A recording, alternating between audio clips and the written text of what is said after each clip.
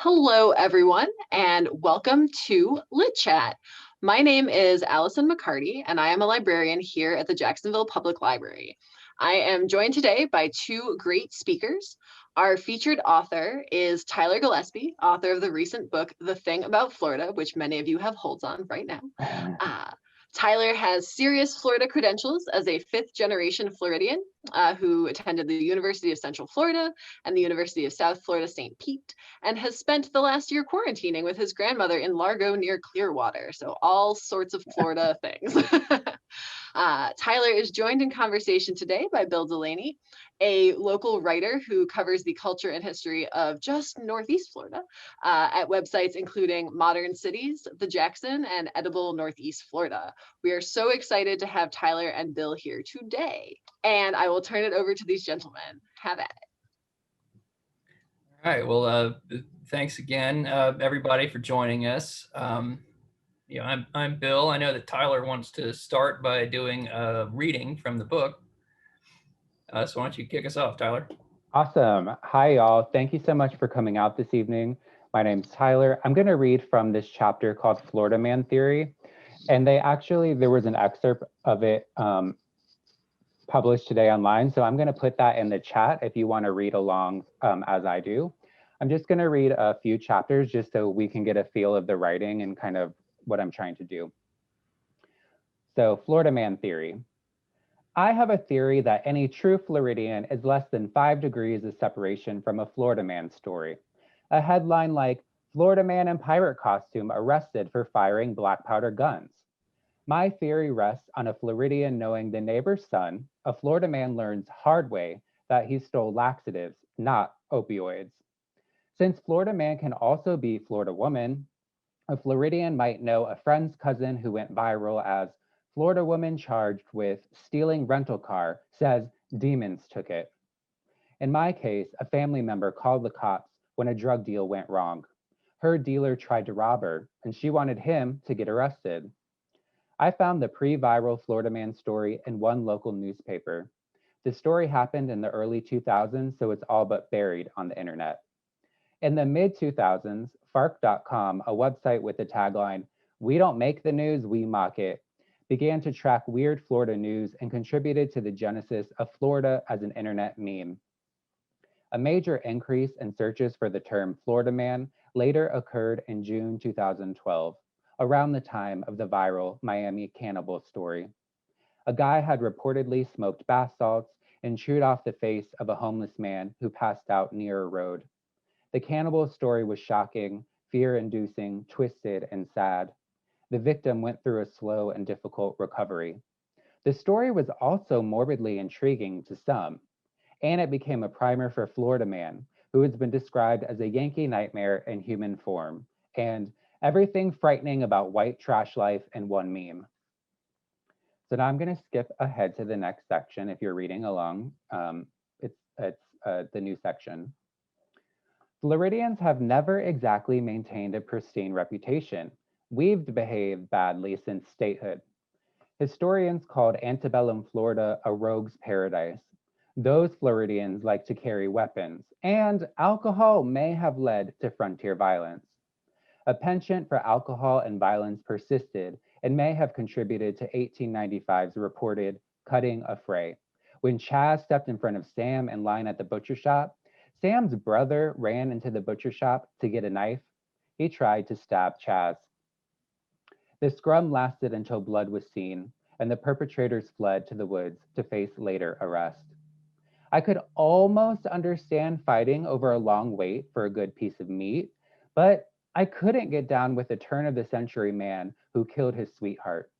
This story discussed a husband who asked his wife to stroll by sunlight through the meadow and green pastures. On this stroll, the wife apparently told him she could no longer be with him for all he is worth. 3 shots were fired. The paper made it seem like the husband killed his wife, but the jury held an inquest over the body, and the verdict was that the shooting was accidental. They let him go. Florida papers weren't always filled with such violence. There were sections for fish news, poetry, potatoes, and the Alachua boosters, Edna May's recipe for being a successful wife to the ultra-rich. For those interested in bagging a sugar daddy, May's 1912 tips included spending time out in the country, focusing on vivacity, and living a simple life. I can't promise May's advice will translate to online dating success. During her time, Florida contained more alligators than people. Only about 500,000 folks lived in the state, a mostly untamed frontier. Businessmen and Chamber of Commerce members changed Florida's image. Developers dredged mangroves and salt marshes to make beaches. Trains brought people from up north. An 1896 advertisement for Tampa called the area a health and pleasure seeker's paradise. And a late 1800s article described its days as both invigorating and health restoring. The state marketed itself as a destination. The first 60 years of the 20th century saw Florida's population balloon by more than 900%. Transplants brought with them their own ideas of paradise, and they had plenty of space to do generally weird things. And I will stop there. All right, thank you, Tyler. I want to dive into the book here in a second, but before we did, I would just like to talk about a little bit more of your background, because, as we heard earlier, you definitely write about Florida from experience. Can you tell us a little bit about your time growing up here? Mm-hmm.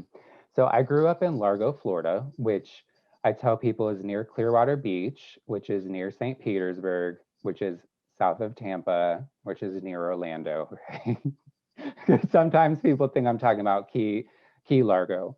So I grew up in here in the late 80s, early 90s, when I spent a lot of time at the mall. I spent a lot of time at the beach, also a lot of time canoeing and kayaking, which is a really interesting, and I think one of the most special things about Florida is you can be in a very developed area, and then 10 minutes away you can have land where you can go canoeing and kayaking.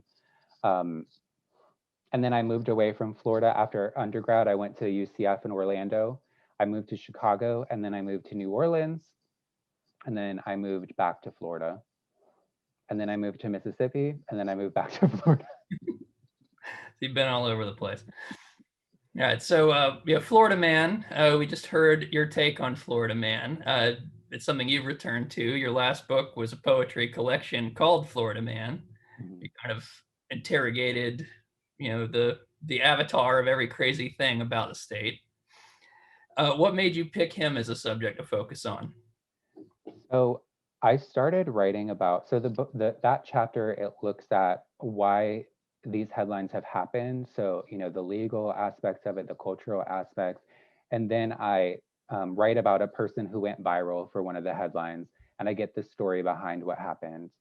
And I was living in New Orleans at the time, and I was seeing a lot of headlines, and I really wanted to know the story behind them and the people behind them.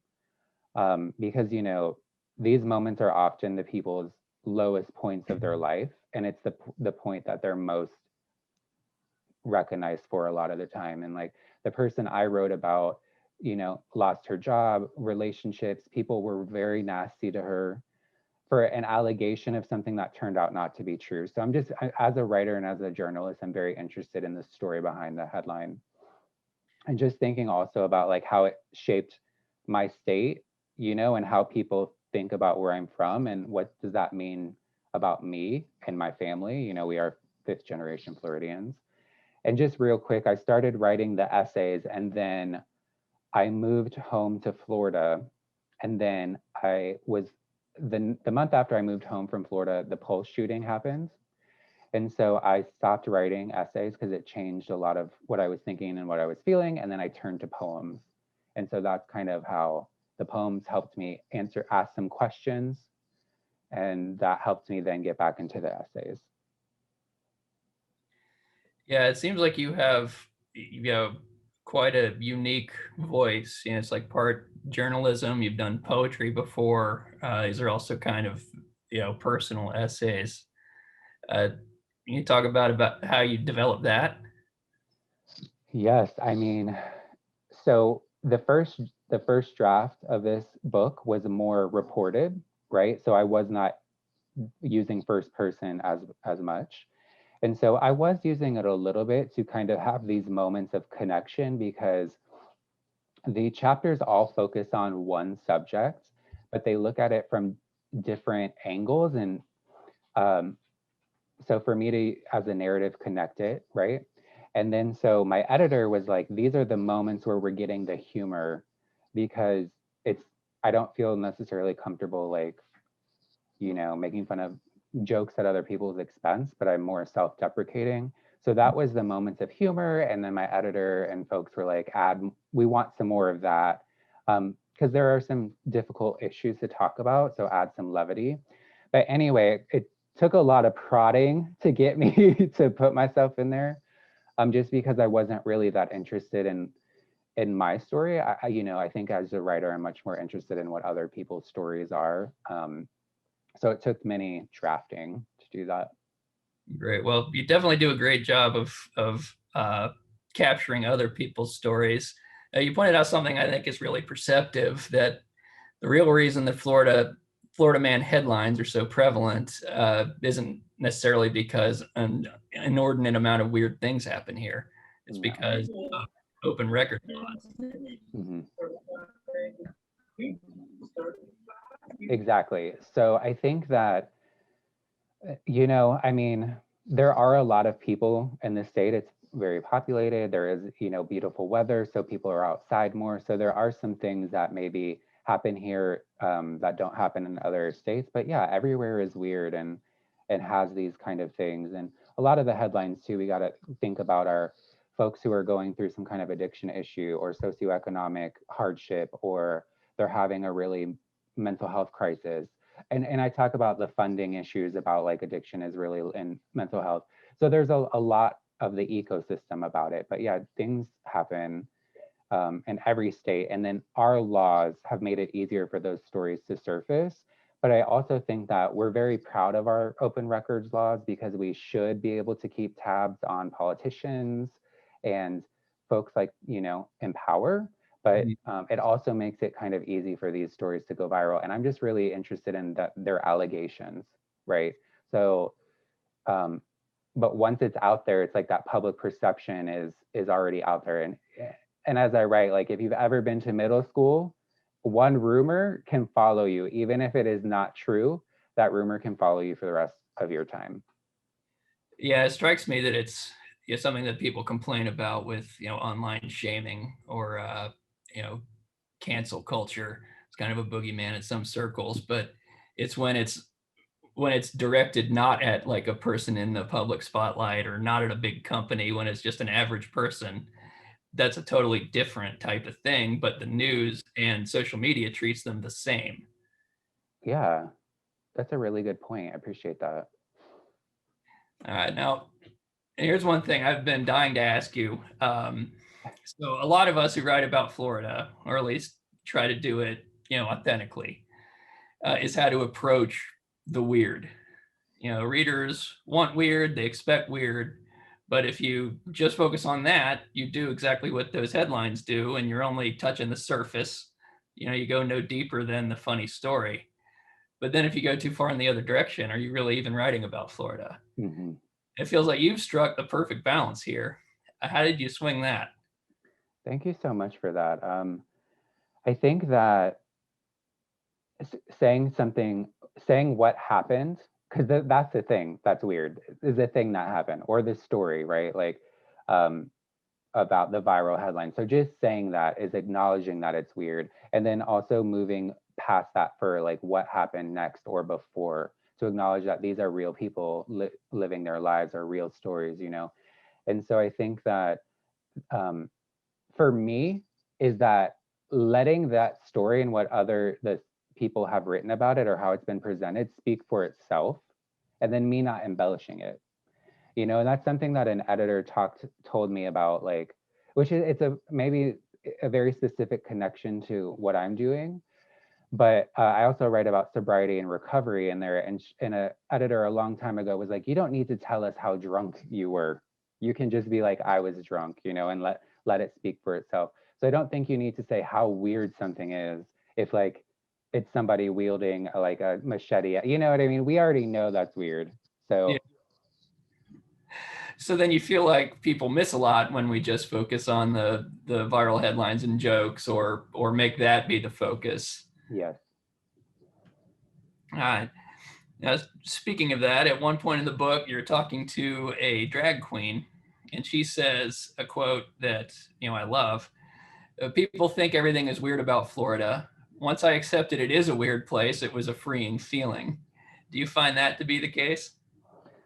I love that you picked that quote out, because my editor, we really wanted to somehow make that the title of the book, but we couldn't figure out how to get that spirit, because that is like the spirit, right? Once you embrace the weirdness or where you're from, because I think too, like people have been saying that this is a book about Florida, but it's also a book about reconciling with your own home, where you come from. So I think that once you embrace the weirdness, um, you start to appreciate it. And I think that I really noticed it when I was living in Chicago. People would always ask me about why is Florida so weird. And then when I was in New Orleans, which is one of my favorite cities, and like super like awesome and but weird as well. So a Texan who was in New Orleans asked me why Florida was so weird. So that's when I was like, there's something going on. There's something to this. But I also, yeah, and I think that, being comfortable with yourself and where you come from for some people is a journey. And then once you can get to that spot, it's like you appreciate these things. Yeah, I love that. I think that you do a great job, kind of with that balance in the book. One thing that really struck out to me, comes up a couple of times, is I don't know that I've ever seen a writer write about gators the way they usually, unless it's like a scientific textbook or, like something like that, they're kind of treated almost like these exotic legendary beasts, the companion animal of Florida man. Mm-hmm. But you find a different way of talking about them that kind of demythologizes them. In your tellings, they're very much real animals, and the people who have the connections to them are very much real people. Mm-hmm. I really appreciate that. I mean, I grew up seeing alligators in the park that's near my house, and I walk by it, and they're so iconically Florida, and so that was what I found interesting too. Like, they're important to the economy. And so that actually started. So that chapter started because I had heard that there were alligator farms in Louisiana who will farm alligators for luxury brands like Hermes and like, I don't know, a bunch of French companies. And so I found the juxtaposition of really fancy people with like the Louisiana, like, farming to be really interesting. So then that got me into like, well, how have alligators, helped the economy?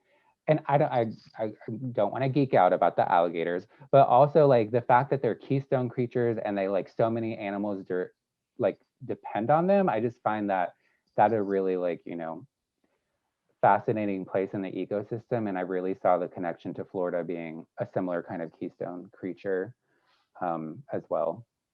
Yeah, I love that. And they are, I think like in some ways they're just kind of mundane for people who are actually from Florida. It's like seeing a squirrel or something. Yeah. Like, oh, look, a squirrel, but you're not like freaking out about it. But there's one story in here that I loved, and that I think is really kind of telling with the approach you take. Is the woman who kept the gator as the pet. Mm-hmm. Can you talk a little bit about that? I love it. Yeah. A lot of people have asked me about that story, and I didn't. What I think it is that that's another Florida woman who went viral because she was dressing up her alligators in Santa clothes and all of these things. And so it was like people would make fun of her, like, oh, she's so like, whatever you want to call, say about that person. But once I talked to her, no one had like asked her about like, why are you, all of this stuff. And I found out that, she had, a long story short, she had been given the alligators because where she was working, and the alligators had been poached and kept in a closet in the dark. And so they were sun sensitive. And I talked to like a biologist who said that it was possible, because that's the other thing you got to balance. Like, how true is this? Like, so So they were kept in a closet and abused. And then so she raised the gator, and like what it got too big. And that's, she says, a lot of people have alligators that you don't know about in Florida, because there are different ways you can have them. But anyway, once they get to a certain length, but they tried to take the gator away, and I think like her son had died recently, so she was grieving her son's death. She was grieving this alligator, who she was really afraid if they took would die, because the sun sensitivity, or also gators are not super nice to the weaker ones. So I just think that that really speaks to like the Florida, the thing about what's behind these stories. Mhm. Yeah. Yeah, I love that. And, speaking of another story like that, the kind of approach similarly, but in a different way. It's something that I found very relevant considering my own background. I'm sure a lot of people here will too. You know, and that a lot of white Floridians have this kind of experience. But you say that you never really thought about your own connection to Southern history or the Confederate myth, but you're fifth generation Florida, clearly it's there. And then one day you looked in an old keepsake box and you found a bib with your name below a Confederate flag. What was that like?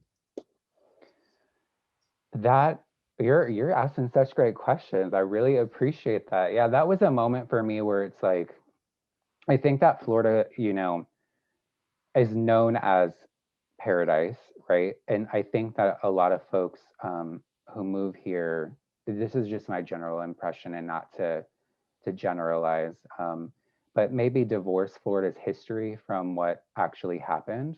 And I think that I did that for a while too, because the history that I learned growing up was the Fountain of Youth, which I did visit and I did drink from, and that's really what the Florida history that I was taught, that I remember. I was never taught that the state was fought for the Confederacy, and all of these different things. And so for me, when I found that bib, it just really made me think about, if I was a few generation, I mean, not necessarily a few, but if I was a Floridian back in the day, I would have been fighting for the Confederacy. And like, what does that mean? And what does that mean to me now? And I found that chapter probably the most difficult one to write. But I also found that I connected with the folks who were reenacting in a way, because most of the times they would be talking about their ancestors, because these folks do a lot of research on genealogy. And so they know, like, oh, my grandfather, great, great, great, whatever, fought in this unit. And so I'm here grappling with that, and I'm here to represent that. So they were figuring out Florida in a way that made sense to them. And that doesn't make sense to me, but that still makes sense to them. And I'm trying to figure out Florida through my writing, And I found that such an interesting moment too, because, it was, not that long ago, and tensions were very high. They are still very high. And because of COVID, they're not doing that reenactment. And so I read that they don't know if they're going to be doing that reenactment in the future, because of like the changing political landscape, but also because younger people aren't as interested in doing these living histories because of the internet, whatever, stuff like that. But so figuring out that I may have been at one of the last of these reenactments as well. Yeah. Yeah, I find that quite profound. And again, your approach with these reenactors, you weren't exactly uncritical, and you didn't just kind of go in and say, "Oh yeah, it's a great idea," pretend to be a Confederate, and and reenact a battle, but you did treat them like they were real people who were trying to figure out real things. Did you find that a tough line to walk in this story in particular? I did find a few things particularly tough about it, because I was not getting a lot of access to things, which I think makes sense, because, they probably didn't want me, super critique. They were trying to vet me. I think also I had to figure out how to approach writing it, because as a participatory journalist, I wanted to reenact with them, and I was thinking about reenacting as a Confederate, wearing the whole thing. They were even like, send me your pants size, your helmet size, stuff like that. And then, I had to think about, well, if I do that, my friends were like, if someone saw a photo of you, it could be circulating and I'm a teacher, what does that mean? So it really connects also to the Florida viral headlines, because those are so decontextualized. And just like a photo that could circulate is so decontextualized, even if I was writing about it, they would still say potentially you were in a Confederate and then write you completely off. So I didn't want to do that to the people that I was writing about. And I think for me, to be critical about it was to acknowledge what was happening, but also say, I don't know what conversations happened when I was not present. This is what I saw. I still don't know how I feel about this, but it doesn't necessarily matter how I feel about it, because these are things that are happening and why they're happening. And you can decide how you feel about it, is kind of how I approach that. Yeah, I think that's a great approach. So did you find it easier kind of putting yourself in their shoes, even if you didn't put on the clothes, but thinking about how you wouldn't want to be stripped down to a funny headline or a shameful headline? Did you find that to be instructive in the way you treated them? Definitely. And I think there's one of the union guys was like, you can have a photo of yourself in a union and that can be fine, but you can lose your job if you are a Confederate soldier reenactor. And so you know what I'm saying? Like that's even interesting to me, how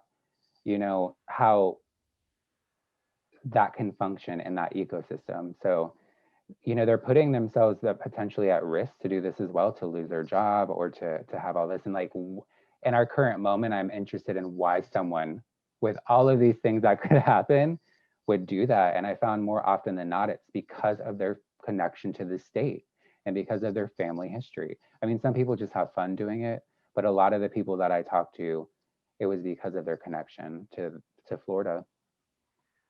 Yeah, that's great. Yeah, this is something, I don't know if you've followed the Jacksonville news, but I think probably everybody in this Zoom call is going to know about this, but we're currently, our school board is looking at renaming 6 schools named after Confederate figures. Robert E. Lee and Jefferson Davis and people like that. And it's really kind of become a battle in a way that I don't know that I'd seen before, maybe a few years ago here. Whereas people who feel very strongly that the Confederacy was good and it was heritage and it was history. And then the people on the other hand saying, that's crazy, this is a myth. We need to, it's a Jim Crow era myth more than it has anything to do with the Civil War. I just found that like a really timely story on your part. Thank you. And I think that too, it's like, it seems like the South, I teach at the university, I teach at Ole Miss currently, like I've been home quarantining, but those are active conversations, super active. And I just think like the South, it seems is the region that always has to deal with race, of course, I mean, connected to our history, but then, the North kind of shrugs it off, even though, they got issues too, you know what I'm saying? But it just seems like it's always pinned on the South. Even though there's so much vibrant diversity in a lot of areas of the South, and there's lots of histories of just all diverse kinds of folks making the South what it is. So I think that it's really important to celebrate those aspects as well, right? But yeah, it's definitely an ongoing conversation. Now here's another part that really stuck out to me. It's maybe not the last topic we can cover before we shift over to audience questions.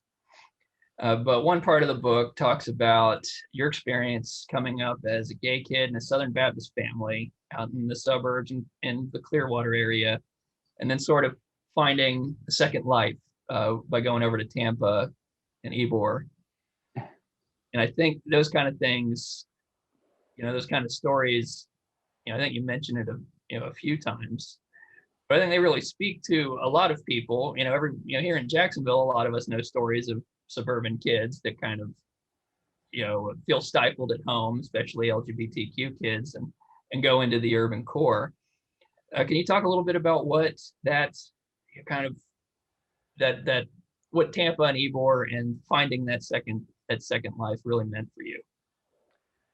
So I grew up a Southern Baptist, and I went to a Southern Baptist K through 12 school, and we signed a purity pledge. I could have been kicked out for being gay, right? And so I really struggled with that because I had always been taught, you can go to college, and once you get to college, that's how you become successful. So I was really concerned if I got kicked out of school, I would not be able to get college. And luckily for me, my family is supportive. I'm very supportive, but there are a lot of people in my situation who their family is not, so they could be kicked out of their homes. But looking back on it, it was like my grandmother's sitting right here with me too, talking like she's sitting here listening to this. I should not have been going to the bar, I was too young. I found a fake ID and then I hid it over to the bridge.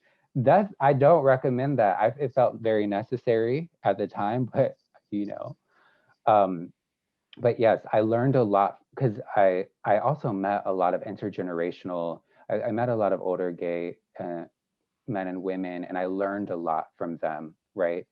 Mhm. And so that was really formative, and it's really formed what I write about in one of the chapters, writing about aging in Florida as a queer person, because they don't have a lot of the same community structures. A lot of folks don't have kids, or they don't have a lot of their close friends because of the AIDS epidemic wiped out a lot of folks. And just thinking about that kind of stuff, a lot of older folks go back into the closet for healthcare reasons.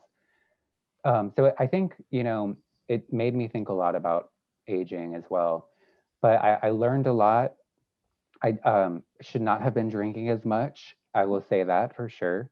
But I met many different people, because the thing that's really, I think, interesting about a gay bar too is where a lot of folks are there because of their sexual identity, but their gender identity, racial identity, it's a kind of at least in Florida, kind of a melting space. So that felt really important. And then my faith is really important to me. And so when I came out and I was around more LGBTQ folks, including boyfriends, they would say, well, you can't be gay and a Christian, right? So my church is saying you can't be a gay and a Christian. These gay people are saying that to me. And I'm like, Because they've heard it their whole lives from the church. right. So there's a trauma that's involved with that, right? And so that was my own kind of journey to figure out, like, well, how do I reconcile my own faith, whatever it means to me, because it connects me to my family, to my state, to my childhood, all of these things, to God's higher power. And then, so yes, then I found gay affirming churches, which interesting, the Joy MCC, Florida has the most Joy MCCs, which are like gay affirming churches in the whole country. So it's like, that's what's funny and cool about Florida, is like, there's a lot of these like facts about Florida that I just find very interesting about like the diversity and stuff. So yeah, that was really important to me. And I think talking about that is pretty difficult and pretty personal, but it seems to be something that a lot of folks have been able to relate to.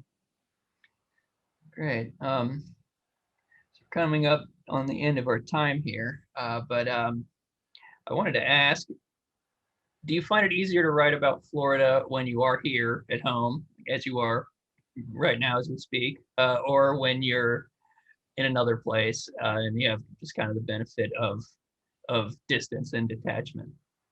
When I'm here, I got to feel the heat. I got to see how the grass looks. You know what I mean? It's just that sense of place. And something that someone said once that really spoke to me is like, you got to know how a place smells. Like once you know how a place smells, you know, you can write about it. And I know how Florida smells. It doesn't always smell great, but I know how it smells, So I think being here is definitely the place for me to write about it. That's great. So what do you think is the most Florida moment in the book? I have one in mind that I'll bring up if it's not the one that you've brought up. Okay. I have a few answers to that, but one that I'll go to that connects to what we were talking about earlier, and just also how like I've structured the book. So when I was writing about the Civil War, I became really interested in the fact that cattle was very like one of Florida's biggest contributions to the Civil War. And I was also living in Orlando at the time, and my commute, I would drive by cattle, and I was living 10 minutes from University of Central Florida. And so we think about Central Orlando as Disney, but there were these cows, so these are interesting juxtaposition. So from the Civil War chapter, I then go to talk about these cattle, these eighth generation, talk about longtime Floridians, small ranchers. And one moment that really sticks out to me is, so these folks, they were great to talk to, but they were skeptical, like the Civil War reenactors, because they were probably thinking I was trying to write an expose on their practices. Because I mean, I do talk about industrial farming in there. I mean, that's that thing, right, where we see those videos, and that's not what they're doing necessarily, right? That's not what they're doing at all. But they probably thought that was my intent. So I had to kind of build up their trust. And this one guy, he was very reticent, very quiet. And then he just leans over and tells me this story about how poachers were growing marijuana on his land. And he was very, very Christian. We were listening to Christian music, all of that. And I just was like, that's so interesting. And then how he actually somewhat befriended after one of the guys went to prison. The guy came back to make an amends, and they became friends by going to Sunday school together. That to me, like, that's very like Florida, my kind of Florida. You know Yeah, what I mean? very Florida. Love. What was the moment that you were thinking of? The one that I was thinking of was the snake hunting Yeah, and finding the place that serves snakes or snake on the menu, except that it's not the snakes that are being hunted. exactly, because we can't eat those snakes because they're high mercury levels, so they had to farm them out.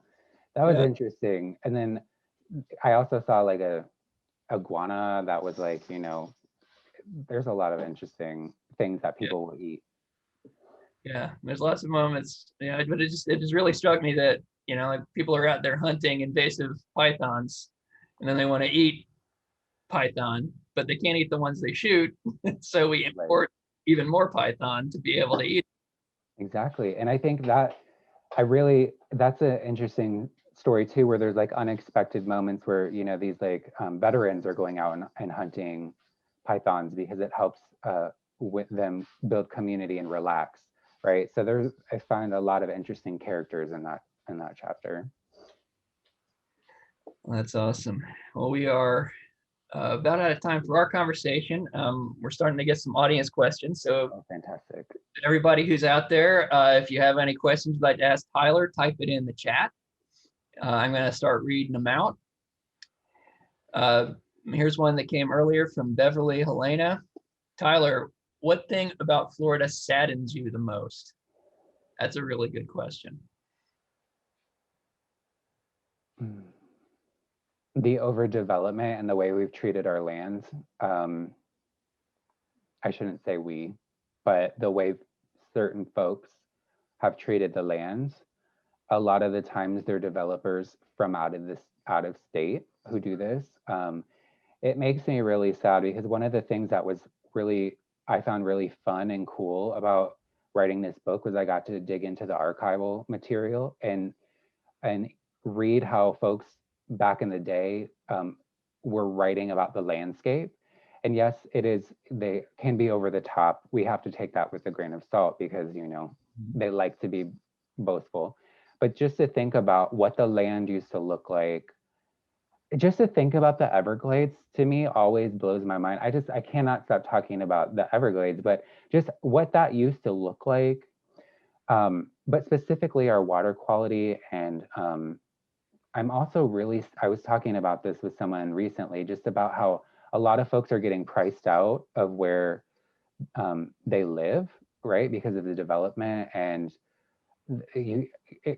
for me to live in Florida, we got to talk, I need a raise. You know what I mean?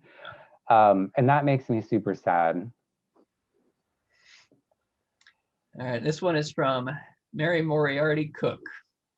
Before coming to Florida in 1998, I lived in New Mexico for 8 years. They also have and cherish their reputation for weirdness, but it doesn't seem to be so toxic. In the case of Florida, is the case of Florida a kind of prejudice? That's an interesting question. And I think that right. So some places get to be weird, like Portland, or, you'll see, or Austin, keep Austin weird or whatever. Some places get to be weird. And that probably does have something with socioeconomic status. And other places don't get to be weird in the same kind of affirming way. And I think that maybe something has to do with people not taking the state as seriously, maybe, and because so many people have a connection to Florida because either their grandparents moved here or they've been to Disney World, different things. So it's always in the periphery of the American consciousness. So I think that has something to do with it. Also, people have comedians and stuff make really easy jokes. If you start thinking about it, like I was watching, I don't even remember what, but they made a joke about Orlando, just kind of randomly, about like, oh, who wants to go to Orlando? It's like garbage or whatever, So it's kind of just like in the pop cultural commentary that if you need to make a joke, you can make a joke about Florida. And then, everybody gets it, haha, like Florida's whatever, So that may have something to do with it. All right, this question is from Christy Dorney.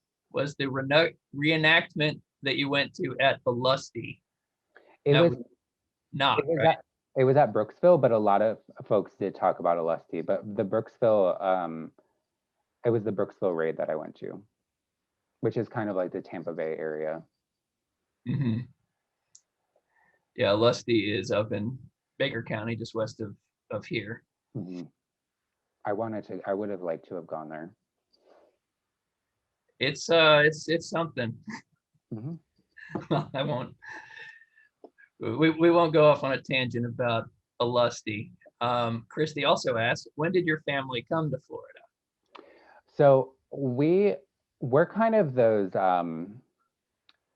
folks who our genealogy is written down in a Bible. You know what I mean? Like great grandpa went from here to there. So that's like, I don't know the exact year. We just know like, oh, Granny was born in, near Gainesville. Her mama was born here. I can only trace back 5th generation. I don't know, maybe I'm more than that. But like our genealogy is in the Bible. I mean, not in the Bible, but like written in the back of the Bible and on like scratch pieces of paper. All right. Have you read any other books about Florida, such as Oh, Florida? Craig Pittman's, yes. That's the cool thing about Florida is that I think writing about place is difficult because everybody has their own version of it, which is something that I was very conscious of when I was writing this, because I am protective of my state. And I know other Floridians are as well. And I love that. And I respect that about them, But when you're writing about a place, everyone is going to have their own memories and they're going to want to defend it or talk about it in their own kind of way. So if you're going to write about any place, you just have to take that, So what's cool about Florida is we can all have our own perspective, and then write from different angles about it, right? Like you could read Oh, Florida and read my book, which seem to be about similar topics, but we approach it in different ways, right? Very, very different ways. But yeah, there's so many great great past Florida writers, but there's such a great crop of people writing about Florida right now. It's very exciting. Excellent. Here's a question. Speaking of things that are in the headlines, did you see the recent headline where someone thought they saw a raptor run across the backyard? I did not see that one. Was it just like a big crane or something? A raptor, like a dinosaur. I mean, I am certain that that headline exists, and maybe they even saw something. All right, that's all the questions we have here. Folks, if you have any more questions, send them over in the chat. In the meantime, Tyler, do you want to do the questions of your own? What you mean? Questions? Oh, about animals and such. Oh, exactly. So what I like to do with folks before we leave is I like to just write with everybody. Since we can't be in the physical space, what I like to do is just, if you could write, you don't have to share this. This is just for yourself to have something to leave this space, but just write about an animal, and I'll put this in the chat, that is quintessential Florida to you, or that makes you think of Florida. And so we're gonna write together, I'll write with you, and then you can share it in the chat if you want, but you don't have to. And we'll do this only for 2 minutes, and I'll keep a timer. While you're thinking about it, Christy adds about the raptor. It was a fuzzy nighttime video. Don't know what it really was.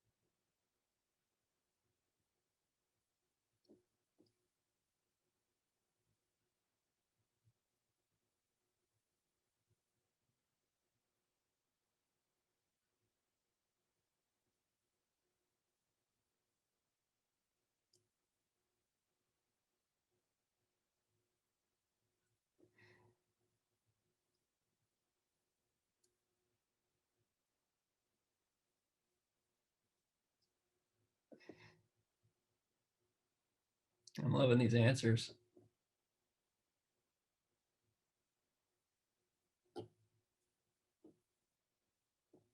All right, we have about 50 seconds left.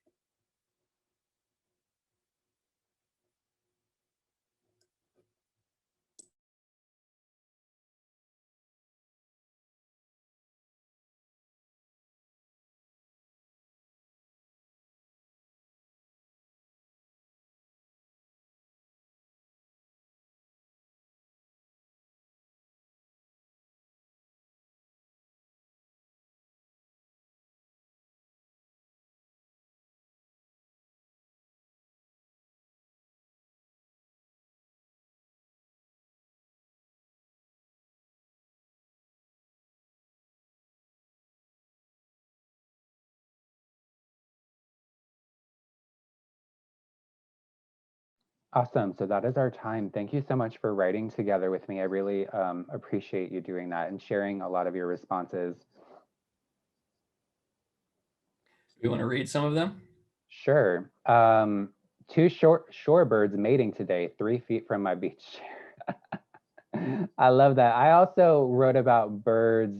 This was from earlier, but I really like the sandhill crane. I used to see them all the time in my Orlando neighborhood. They're very big birds. I'd always see them in triads, so in a like threes. Um, I thought it was always strange, and I later read that the birds usually mate for life and have only one offspring. This may or not be true if there's any like bird experts out there, but I read that, and I liked that they were a little family, and this made me less frustrated when I had to wait for them at the stop sign. So then I always thought it was a cute little family walking around. The armadillo. I saw someone put in skunk ape in here, which I Yeah, appreciate. that was Imani. Thank you. Oh yeah. Lizards, seeing lizards dart across the sidewalk walking, cannot. Peacocks. Oh, that's beautiful. I love around Coconut Grove. Wow. Flamingos, manatee, the little white crane looking animals, sand gnats. See, and that's what I really appreciate is there's so much that, alligators, flamingos, our shelter adopted dogs have all been Florida brown dogs. I love that. And that's too, that's really interesting because I wrote something about greyhounds too, right? Because the greyhound racing Mhm. was phased out, and I wrote about adopting dogs, which is to me there's a really interesting history with greyhound racing in Florida. The first animal, Jacksonville Library. The banana spider. Wow, I had never seen one before, but encountered at least a dozen on a sweltering July hike. I love that. We got such great answers in here. Really do.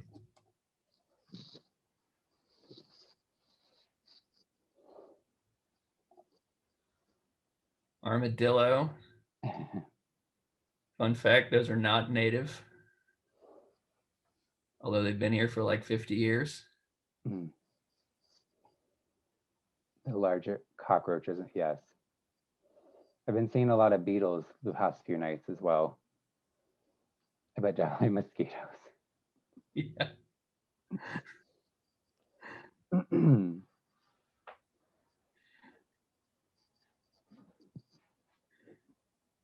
All right, I love this. Hello again, everyone. I'm gonna break in here and say, if you have any questions, pop them in right now, because otherwise I'm gonna start closing this up, and I don't want to do that if there's a question out there waiting to be asked. So I'll give you a minute to get any last questions in.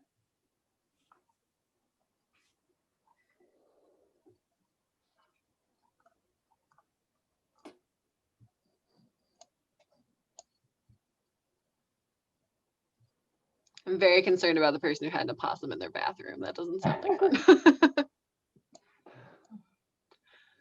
Yeah, my dogs catch possums all the time in my backyard. And I don't live out in the country. I live in San Marco. I'm a mile from downtown, and we got Nice. lots of possums. They just want to come hang out with you. It came in through the doggy door, we think. Oh my Okay. goodness. Yeah.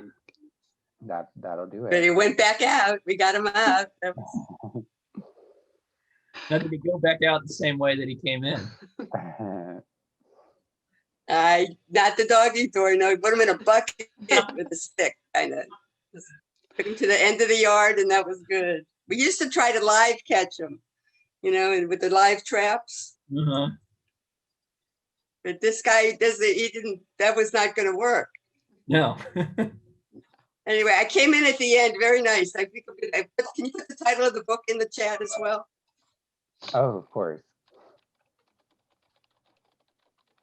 Oh, it sounds like somebody's doing it right now. So Sorry, I got my tappity tapping fingers Thank you. going. No problem. There's a very long wait for it. It's a very popular book right now, but we'll have some copies in soon, and you'll get it pretty quickly. Thank No you. worries. Tyler, where can they buy copies? Oh, yeah, let me put the link to the press. that's great. The University Press of Florida, which is where this book was published, has a lot of great Florida titles. I don't know if everyone's familiar with it, but I would just go through and look through their catalog. They have a lot of work, and just real quick plug for them, because that was something that was really special to me, is that working on this press, they really was like working with other people who cared about Florida and who knew a lot about Florida. So they would check me. They'd be like, "Are you sure you want to make another Fountain of Youth joke?" I mean, in a very polite, I love them so much. They're like awesome. But that's the kind of thing, are you sure you want to talk about Nancy Grace so much? Because she was obsessed with, Casey Anthony was happening. And so I found that really special to work with people who cared about Florida as much as I did. And they really put that into their books. So I recommend probably any of their books, even if I haven't read it. Excellent. All right, well, I don't see any more questions, so I will go ahead and say thank you all for coming to our Lit Chat today. And thanks especially to Tyler and Bill for a wonderful conversation. I learned a lot today, and it was very exciting. So I had a great time, and I hope all of y'all did too. If you liked today's program, you may be interested in some of our upcoming Lit Chats, including chats with Therese Tapuni, Dylan Allen, and Eric Slater. We'll be sending out an email after this event document with information about how to register for those events and others. And in that email, there will also be a survey that we'd love for you to fill out so that we know how to make our Lit Chats and other programming even more awesome than they already are. And so that we can invite more cool people like Tyler and Bill to come out and talk with us.